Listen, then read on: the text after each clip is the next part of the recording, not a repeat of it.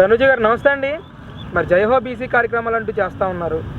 ఒకవైపు అధికార పక్షం నుంచి బీసీలని పెద్ద ఎత్తున మోసం చేసింది చంద్రబాబు నాయుడు, తెలుగుదేశం పార్టీ అని చెప్పేసి ఆరోపణలు చేస్తున్నారు. అసలు ఏ విధంగా చూస్తారు? ఒక బీసీ మహిళగా ఈ వ్యాఖ్యలపై మీరు ఏ విధంగా రియాక్ట్ అవుతారు? నమస్తే అండి. ఇప్పుడు బీసీలకి రాజ్యాధికారాన్ని కల్పించింది నందమూరి తారక రామారావు గారు. నందమూరి తారక రామారావు గారు ఉన్నప్పుడు ఎక్కడెక్కడ బీసీలు ఉన్నారో వాళ్ళందరినీ కూడా వెతికి మరీ నాయకత్వం అనేది వాళ్ళకి ఇచ్చారు. ఆ రోజున నందమూరి తారక రామారావు గారు ఇచ్చినటువంటి నాయకత్వ లక్షణాలు అది అంచెలంచెలుగా పెరిగిందండి. దాన్ని మరలా చంద్రబాబు నాయుడు గారు మరికొన్ని అవకాశాలు బీసీలు కల్పించి ఈ రోజున బీసీలకి అనేక పథకాలు పెడతా ఉన్నారు. బీసీలను అణగదొక్కాలని ప్రయత్నం చేసేది ఎవరండి? ఒక వైఎస్ఆర్సీపీ ప్రభుత్వం. వైసీపీ ప్రభుత్వం వచ్చిన తర్వాత ఏం చేసిందండి? బీసీలకి వాళ్ళకి ఎటువంటి ఎస్సీ ఎస్టీలతో సమానంగా వాళ్ళకి కూడా ఎటువంటి హక్కులు అయితే ఉన్నాయో ఆ హక్కులన్నీ కూడా బీసీలు కూడా కల్పించాలని చెప్పేసి పోరాటం చేసి మరి ఈ రోజున జనసేన కానివ్వండి, తెలుగుదేశం ప్రభుత్వం కాదండి, ఒక మంచి ప్రతిపాదన తీసుకొస్తూ ఉంది బీసీల కోసం. మరి బీసీల ప్రతిపాదనలు కూడా వీళ్ళు అనగదొక్కే ప్రయత్నం చేస్తూ ఉన్నారు వైసీపీ వాళ్ళు. కాబట్టి ఎప్పుడు కూడా తెలుగుదేశం ప్రభుత్వం అనేది బీసీలకి ఒక వెన్నుముక లాంటిదండి. బీసీలను ఎప్పుడు కూడా కాపాడుకుంటూ వచ్చే ప్రభుత్వం ఏదైనా ఉందంటే అది ఈ రోజున తెలుగుదేశం ప్రభుత్వం. మరి ఈ రోజున నేను కూడా ఒక బీసీ మహిళగానే చెప్తా ఉన్నాను. మరి బీసీలో చూసుకుంటే ఈ రోజున మహిళలు ఎంతోమంది తన కాళ్ళ మీద వాళ్ళు నిలబడి స్వయం ఉపాధి కల్పించుకొని ఎవరి మీద కూడా ఆధారపడకుండా చాలా వాళ్ళు చాలా సంపాదించుకుంటున్నారండి. ఎవరి మీద కూడా ఆధారపడకుండా ఈ రోజున ఒక మహిళ తను స్వేచ్ఛగా తిరగగలుగుతుంది అంటే మరి ఆ రోజున నందమూరి తారక రామారావు గారు బీసీలకి కల్పించినటువంటి హక్కు స్వతంత్రం అని చెప్పుకోవచ్చు.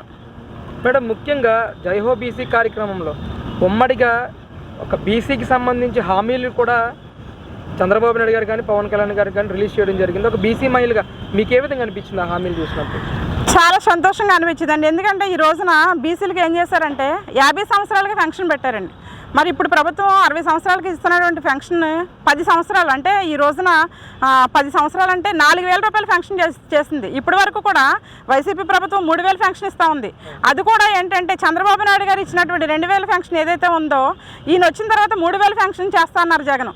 వచ్చిన తర్వాత ఆయన ఏం చేస్తారండి? సంవత్సరం 250 రూపాయలు 250 రూపాయలు అలాగా 250 రూపాయలు చెప్పిన 4 సంవత్సరాలు పెంచు 1,000 రూపాయలు 3,000 చేసిందండి.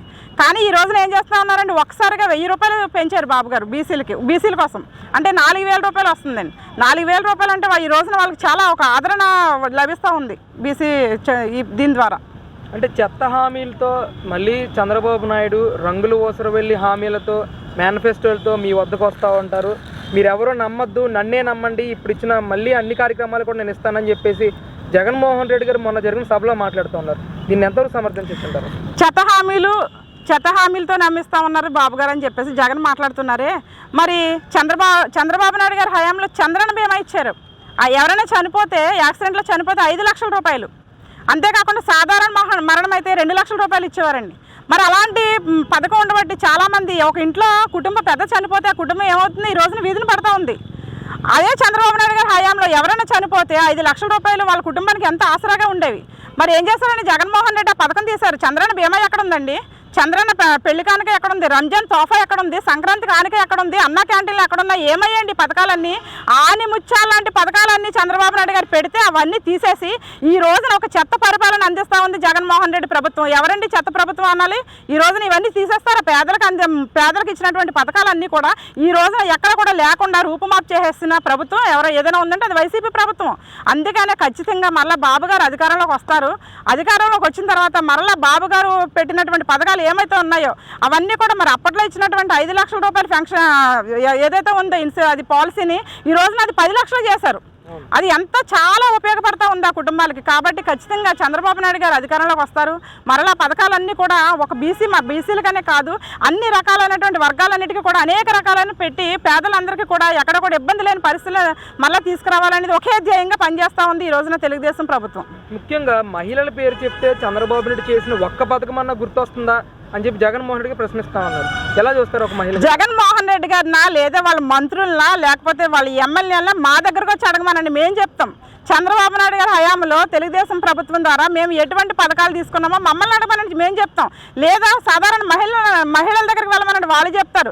జగన్మోహన్ రెడ్డి గారికి ఏం తెలుసండి, చంద్రబాబు నాయుడు గారు ఏం పెట్టారు? అప్పులు ఆంధ్రప్రదేశ్గా మార్చాడు. ఈ రోజున ఎక్కడ కూడా ₹1 లేదండి ఆంధ్రప్రదేశ్లో అప్పులు. రేపు పొద్దున్న ప్రభుత్వం మారితే మరలా బాబు గారు 16,000 కోట్ల లోటు బడ్జెట్లో ఉన్నటువంటి రాష్ట్రాన్ని తీసుకొని ఆయన చక్కగా మరలా దాన్ని ఒక రూపకల్పన చేసి చక్కగా దిద్దితే మరలా ఈయన వచ్చి ఏం చేస్తారంటే ఒక అప్పులు ఆంధ్రప్రదేశ్గా మార్చారు. మరలా ఇవన్నీ పూడ్చుకోవడానికి బాబు గారికి చాలా సమయం పడుతుంది.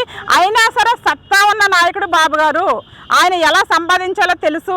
ఆయన ఒక విజనరీ నాయకుడు. మళ్ళీ రాష్ట్రాన్ని ఎలా తీసుకెళ్లాలో, ముందుకు తీసుకెళ్లాలో అని తెలుసు. ఖచ్చితంగా బాబు గారే వస్తారు. ఆయన పరిపాలన ప్రజలు కోరుకుంటూ ఉన్నారు ఈ రోజున. మేడం, మీ రాజమండ్రి రూరల్లో పోటీ ఎలా ఉంటుందంటారు అసలు? రాజమండ్రి రూరల్ అనే కాదండి, ఈ రోజున చూసుకుంటే రాష్ట్ర వ్యాప్తంగా కూడా ఎక్కడ చూసినా తెలుగుదేశం గాలి వేస్తూ ఉంది. ఎందుకంటే ఈ 5 ఏళ్లలో జగన్ ప్రభుత్వం ద్వారా ఎంతమంది నష్టపోయారని ఒక రైతులనే చూసుకున్న వాళ్ళు ఎంత నష్టపోయారు? సామాన్యులు, మధ్యతరగతి కుటుంబాలు. మరి చూసుకుంటే ఈ రోజున కరెంటు బిల్లు చూసుకుంటే ఒకప్పుడు నెలకు ₹500 వచ్చేటటువంటి కరెంటు బిల్లు ఈ రోజున 1,500, 200, ₹2,000 కూడా వస్తూ ఉంది. మరి అంతేకాదు చూసుకుంటే రేషన్ అండి, సన్నబియ్యం ఇస్తా ఉన్నారు. ఎక్కడ ఇచ్చారు సన్నబియ్యం? ఒక కందిపప్పు ఇస్తున్నారా? ఒక మంచి నూనె ఇస్తున్నారా? ఎలా బ్రతుకుతారు మధ్యతరగతి కుటుంబాలు? మరి ఇవన్నీ తీసేసిన జగన్మోహన్ రెడ్డి ఎవరి కోసమండి మళ్ళీ అధికారంలో? ప్రజలు ఎవరైనా కోరుకుంటారా? మరి ఈ రోజున చూసుకుంటే రాష్ట్రం అంతా ఖచ్చితంగా తెలుగుదేశం, జనసేన, బీజేపీ కలయిక ద్వారా ఖచ్చితంగా మరలా తెలుగుదేశం ప్రభుత్వం అధికారంలోకి వస్తుంది. మా రాజమండ్రి రూరల్లో చూసుకుంటే మాకు ఒక సీనియర్ విజనరీ ఉన్నట్టు అనువనువైన నాయకత్వ లక్షణాలు ఉన్నటువంటి నాయకుడు ఎవరైనా ఉన్నారండి, మా గోరంట్ల బుచ్చి చౌదరి గారు. ఆయన ఒక బ్రాండ్. ఆ బ్రాండ్ కోసం ఇంక చెప్పాల్సిన అవసరం లేదు. రాజమండ్రి రూరల్లో అత్యధిక మెజారిటీతో, భారీ మెజారిటీతో మరలా బుచ్చి చౌదరి గారిని గెలిపించుకోవడానికి రాజమండ్రి ప్రజానీకమంతంగా ఈ రోజున రాజమండ్రి రూరల్ ప్రజానీకమంతం కూడా సిద్ధంగా ఉంది. ఖచ్చితంగా అత్యధిక మెజారిటీతో మరలా మేము బుచ్చి చౌదరి గారిని గెలిపించుకుంటాం. అంటే మొన్నటి వరకు కూడా ఇక్కడ కందుల దుర్గేష్ గారు జనసేన నుంచి టికెట్ ఆశించిన పరిస్థితులు మనం చూసాం. మరి ఈరోజు ఈయనకి కేటాయించిన తర్వాత ఆయన పరిస్థితి ఏంటి? అసలు జనసేన ఓటు టీడీపీకి ట్రాన్స్ఫర్ అయ్యే అవకాశం ఉందంటారా అసలు?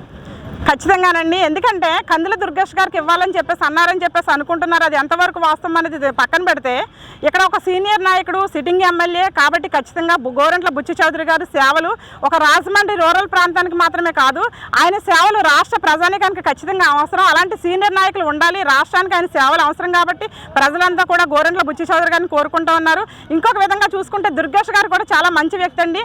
ఆయనను కూడా అందరూ కూడా చాలా ఇష్టపడతారు దుర్గేష్ గారిని. ఇప్పుడు దుర్గేష్ గారికి ఏమి అక్కడ నిడదవల్ల దుర్గేష్ గారికి ఇచ్చారండి. మరి అక్కడ మా టీడీపీ వాళ్ళు త్యాగం చేసినట్టే కదా. ఇందులో భాగంగానే త్యాగానికి సిద్ధంగా ఉండండి అని చెప్పేసి మా చంద్రబాబు నాయుడు గారు చెప్పారు, పవన్ కళ్యాణ్ గారు కూడా చెప్పారు. కాబట్టి మనం త్యాగాలకు సిద్ధంగా ఉండాలని అర్థం ఏంటండి? ఇక్కడ ఈయన త్యాగం చేస్తే చేయొచ్చు, ఇక్కడ చేశారు. మరి అక్కడ నిడదవల్ల తెలుగుదేశం ప్రభుత్వం నాయకులు కూడా త్యాగాలు చేస్తే కదా దుర్గేష్ గారికి ఇచ్చారు. కాబట్టి ఇందులో కూడా ఎక్కడైనా అక్కడ దుర్గేష్ గారు ఖచ్చితంగా మెజారిటీతో గెలుస్తారు. ఇక్కడ అత్యధిక మెజారిటీతో మా బుచ్చి చౌదరి గారు కూడా గెలుస్తారు. 2014లో టీడీపీ, జనసేన, బీజేపీ పొత్తుగా ముందుకు వచ్చిన ఆ రోజు అధికారాన్ని కూడా చేపట్టడం జరిగింది. మళ్ళీ అదే సీన్ రిపీట్ అయ్యే అవకాశం ఉందంటారా ఈరోజు మళ్ళీ? ఖచ్చితంగానండి.